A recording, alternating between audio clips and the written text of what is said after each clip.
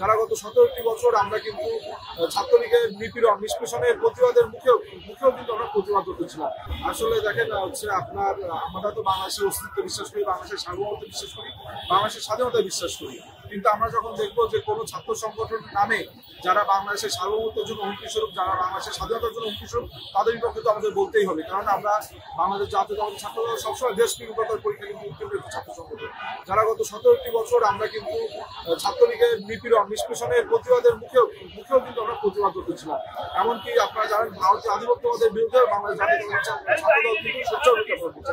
সুতরাং আমরা যখন দেখবো যে আমাদের দেশকে নিয়ে ষড়যন্ত্র চলছে, আমাদের দেশের সার্বভৌমত্বকে কেউ অস্বীকার করবে, তখন তার বিরুদ্ধে তো আমাদের বলতেই আমাদের রাজনৈতিক যোগ্যতা কি, এটা তো সবাই দেখেছে গত 17 বছর।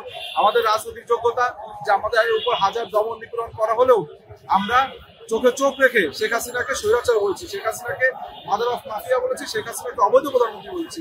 আমরা যখন শেখ হাসিনাকে অবৈধ প্রধানমন্ত্রী বলছি, তখন কিন্তু আজকে যারা আমাদের যোগ্যতা নিয়ে প্রশ্ন তুলছে, তারা ছাত্রলীগের সাথে মিলেমিশে ওয়ান সেকেন্ড শেখ হাসিনা স্লোগানে ঢাকা বিশ্ববিদ্যালয় মুখে রেখেছিল।